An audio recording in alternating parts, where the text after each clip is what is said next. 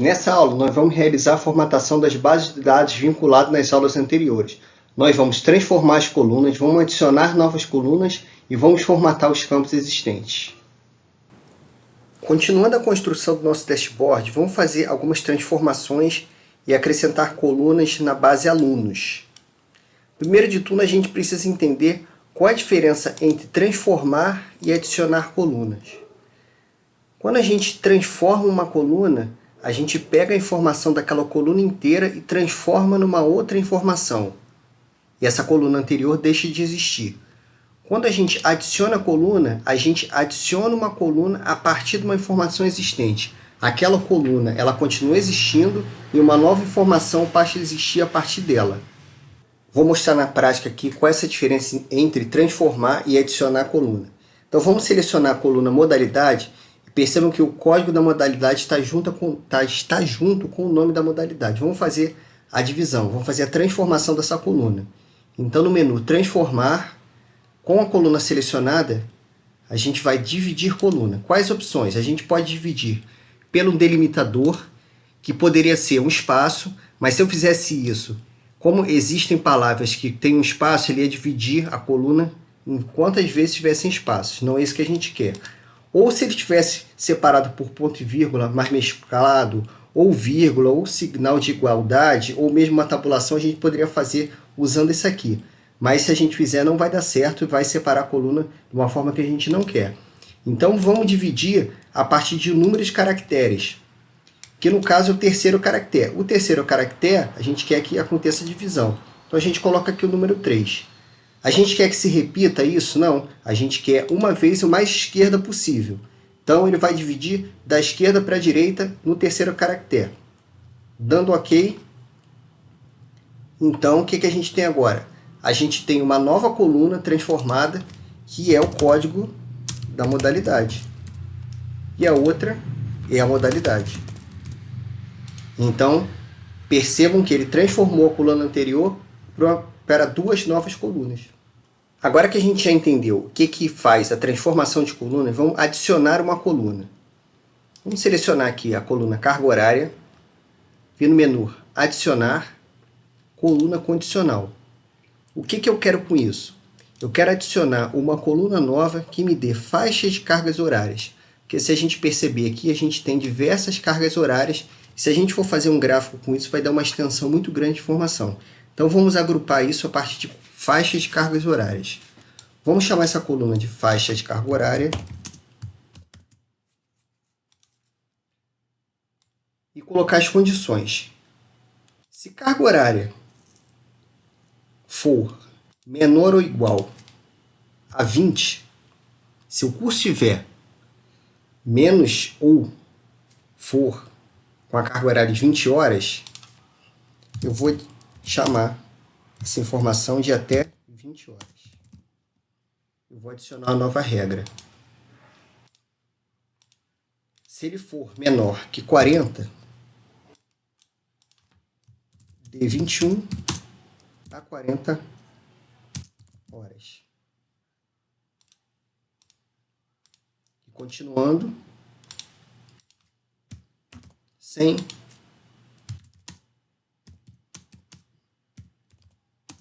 41 a 100 horas. E uma quarta faixa, se for maior. Se for maior que 100,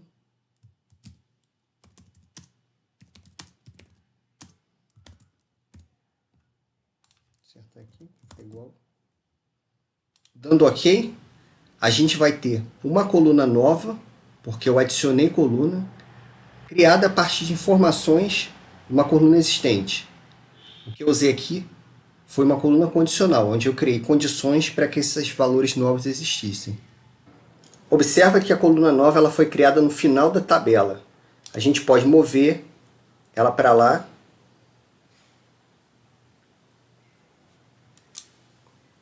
Ou, se a gente clicasse do lado, tinha a opção de mover também. Para a esquerda, direita, início, fim. Mas vamos mover ela para cá para as duas informações ficarem juntas.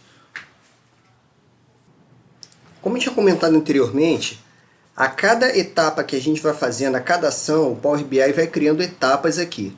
A última ação que eu fiz foi mover a faixa de carga horária para o lado da coluna de carga horária. Se eu não quisesse que essa etapa existisse, eu venho aqui e excluo. Então a gente vai observar que a coluna voltou porque essa etapa aqui deixou de existir. Só é importante chamar atenção que a gente não consegue desfazer a exclusão de etapa. Aqui no caso, se eu quisesse voltar que a coluna estivesse para lá, eu teria que pegar essa faixa de carga horária e voltar para lá manualmente, para recriar a etapa. Eu não consigo voltar e desfazer o que eu excluí. Para efeito desse curso, a gente está trabalhando com um conjunto pequeno de bases de dados, vai construir um dashboard simples para a gente ter o primeiro contato com a ferramenta, como eu falei lá na apresentação. Mas à medida que a gente for evoluindo, a gente vai sentir a necessidade de incorporar novas bases de dados e a gente vai perceber que as etapas vão ficando cada vez maiores. Isso, com o tempo, pode uma base de dados dar algum problema. Então, se isso acontecer, não se desespere. O que a gente pode fazer? Se você não souber o que deu de errado, a gente vai seguindo as etapas aqui. Tá? Então, a gente vai ver que a cada etapa que a gente cria, a gente vai observar como é que o arquivo foi transformado. Tá? Primeiro é a transformação do arquivo, são as etapas iniciais, isso aqui a gente não precisa se preocupar. Tá? Mas depois você vai observando que ele vai repetindo todas as ações que a gente fez. Então, à medida que deu um erro numa etapa lá de baixo, vamos repetindo etapa por etapa para poder identificar esse erro. Então, se por exemplo, se o problema fosse aqui na coluna condicional adicionada, até aqui ele iria exibindo a base de dados normal. Aqui também, se o erro fosse aqui, ele ia clicar e não ia conseguir fazer essa ação.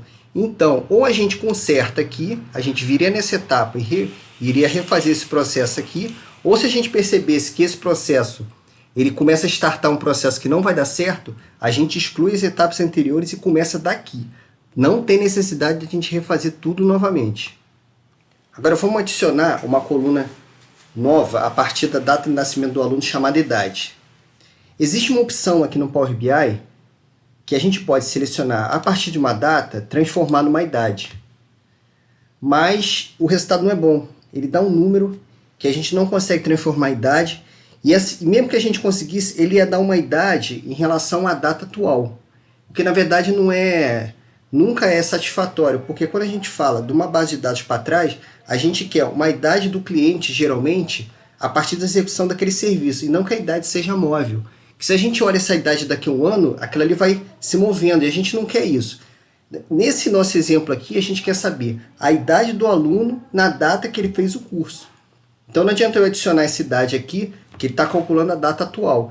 Se eu abrir daqui um ano, ele vai calcular o aluno com mais um ano. Não é isso que eu quero. Eu quero que ele calcule a idade do meu cliente, no caso do meu aluno, a partir do momento que ele fez o curso.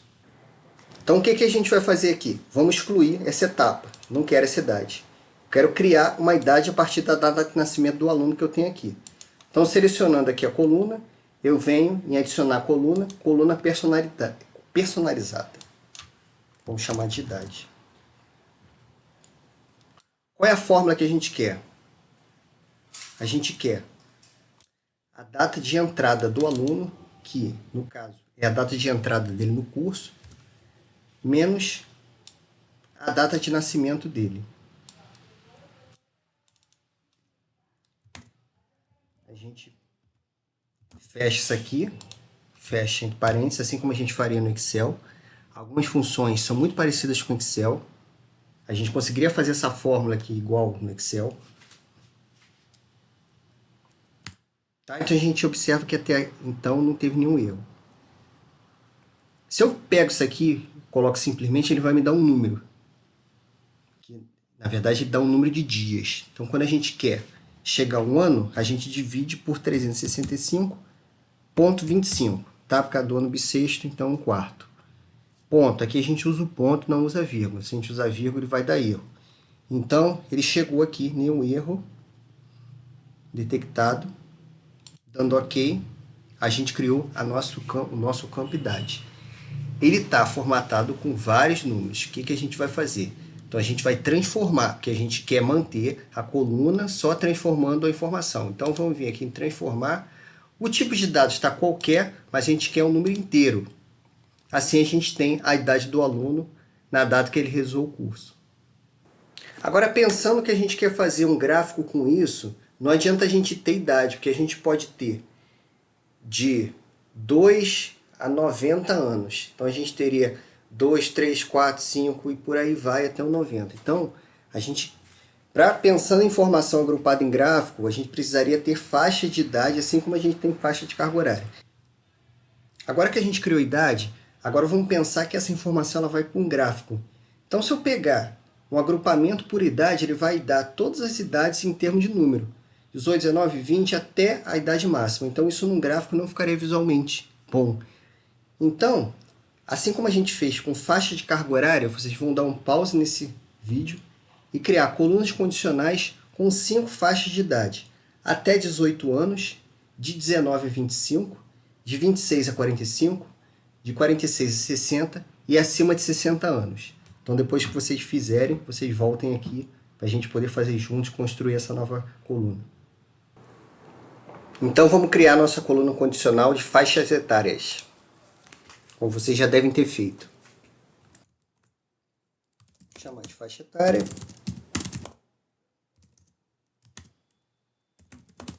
Só relembrando, eu fui em adicionar coluna, coluna condicional. Eu quero a coluna idade. Menor ou igual a 18.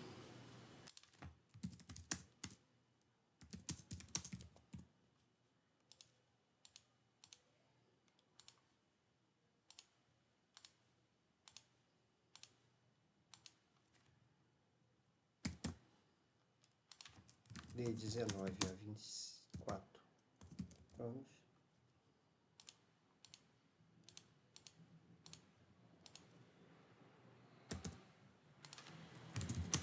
De 25 a 45 anos.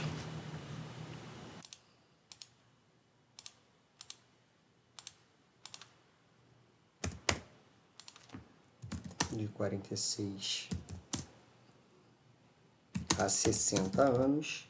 E por último,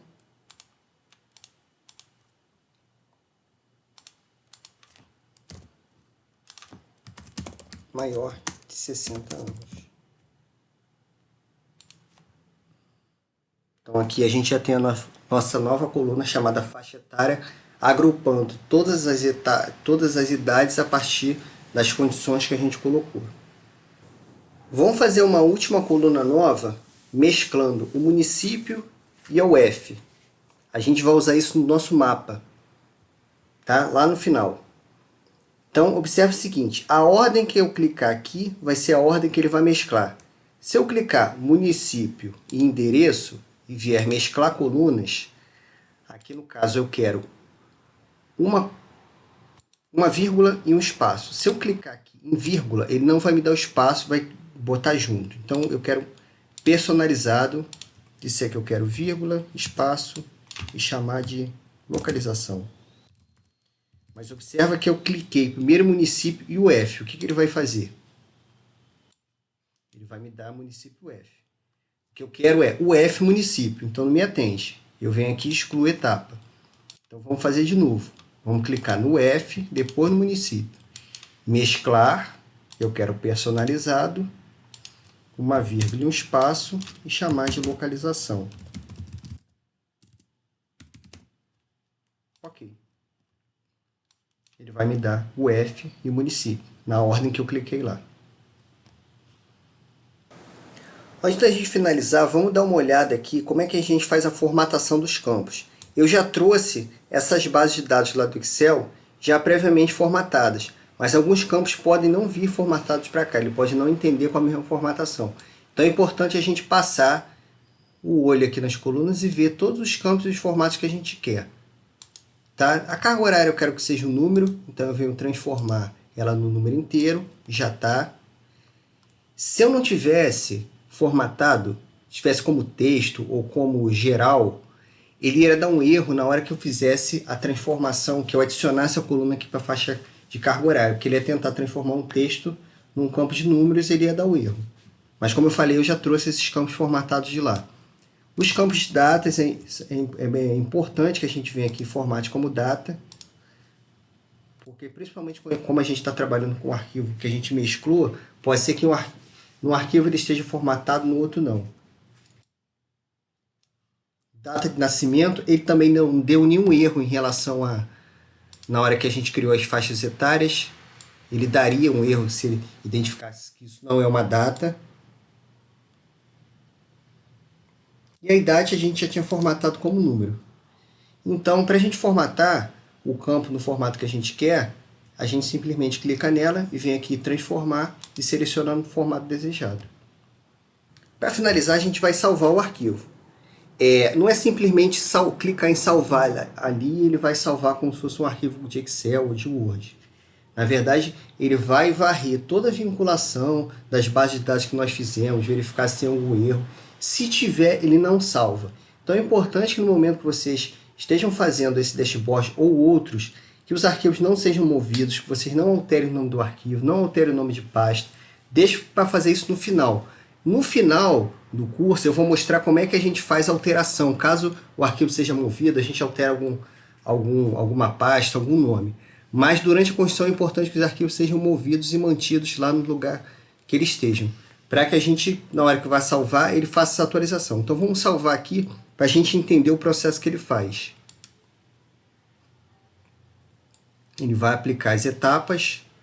Se a gente tivesse já uma parte gráfica já lá na frente construída, ele ia aplicar aqui e atualizar lá na frente também. Mas como a gente só tem a base de dados, ele vai atualizar só as informações daqui.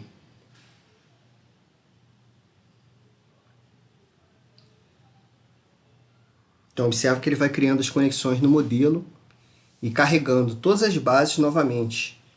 As bases que a gente fez a vinculação. Então ele salvou e automaticamente atualizou todas as bases de dados que a gente tinha aqui. Essa aula aqui ela foi bem extensa, porque a preparação da base de dados, como eu falei, eu considero a parte mais importante da construção do dashboard. Porque a gente está fazendo a associação das bases de dados, tratando as bases de dados, para que quando a gente for fazer a parte visual, isso aí seja a coisa mais fácil. Simplesmente a gente arraste um campo e aquela informação já monte. Então é importante a gente investir um tempo nisso na construção de base de dados. E a gente vai perceber que todo dashboard que a gente vai fazer, essa é a parte que a gente mais vai empenhar o nosso tempo. Mas é importante lembrar o seguinte, a gente vai fazer isso uma vez só. Porque uma vez que a gente vincule as bases e cria as etapas, a gente simplesmente, para atualizar um relatório, a gente vai vir aqui e atualizar a visualização. E a gente vai perceber que quando a parte visual tiver construída, a gente não precisa nem vir aqui. A gente vai lá, manda atualizar e ele vai varrer todas as bases e atualizar. Então é importante que a gente invista um tempo nisso aqui, por isso que essa aula ficou tão extensa.